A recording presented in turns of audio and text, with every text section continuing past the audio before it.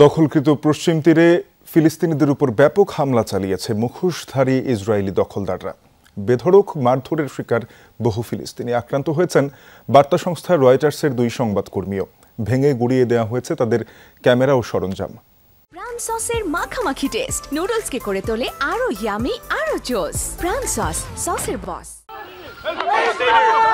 লাঠি দিয়ে ফিলিস্তিনিদের বেধড়ক পেটাচ্ছে মুখোশধারী দখলদাররা। তাদের অপরাধ, ইসরায়েলি বসতির কাছে এক ছোট পাহাড় থেকে জলপাই তুলতে গিয়েছিল তারা। ফিলিস্তিনিদের আয়ের প্রধান উৎস জলপাই চাষকে কেন্দ্র করে দীর্ঘদিন ধরেই নানাভাবে তাদের ওপর অত্যাচার নিপীড়ন চালিয়ে যাচ্ছে ইসরায়েলি দখলদারেরা।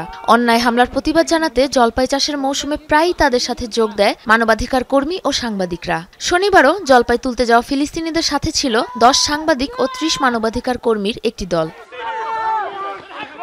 এমন সময় হঠাৎ নিজেদের বসতি থেকে লাঠিসোঁটা আর ধারালো অস্ত্র হাতে নেমে আসে অন্তত 50 মুখোশধারী ইসরায়েলি। কিছু বুঝে ওঠার আগেই নির্মমভাবে আঘাত করা শুরু করে সবাইকে।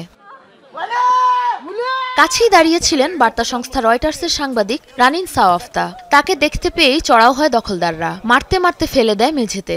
তাকে বাঁচাতে গিয়ে মারধরের শিকার হয় আরও কয়েকজন। আহত হন আরও এক সাংবাদিক। ভেঙে গুড়িয়ে দেওয়া হয় তার ক্যামেরা ও সরঞ্জাম।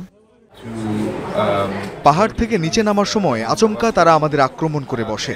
এমন সময় রয়টার্সের সাংবাদিক রানিন সাওয়াফতাকে দেখতে পেয়ে তাকেও মাটিতে ফেলে নির্মমভাবে পেটাতে শুরু করে। তার উপর পাথর ছুঁড়ে মারে। তাকে যেই সাহায্য করতে এগিয়ে আসছিল তার উপরই চড়াও হয়ে উঠছিল তারা।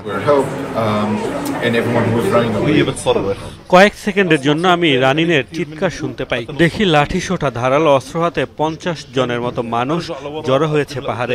তাকে লাঠি দিয়ে পাথর মেরে আঘাত করছে কয়েকজন মিলে। আমি দিশেহারা হয়ে এদিক ওদিক ছুটছিলাম। 2023-এর 7 অক্টোবর থেকে গাজায় আগ্রাসনের পাশাপাশি পশ্চিম তীরেও অভিযান জোরদার করেছে ইসরায়েল। একই সাথে হামলা বাড়িয়েছে দখলদাররাও। জাতিসংঘের প্রতিবেদন অনুযায়ী কেবল অক্টোবর মাসেই ফিলিস্তিনিদের ওপর অন্তত 264টি হামলা চালিয়েছে ইসরায়েলি দখলদাররা। সাবরিনা নুসরাত, যমুনা নিউজ।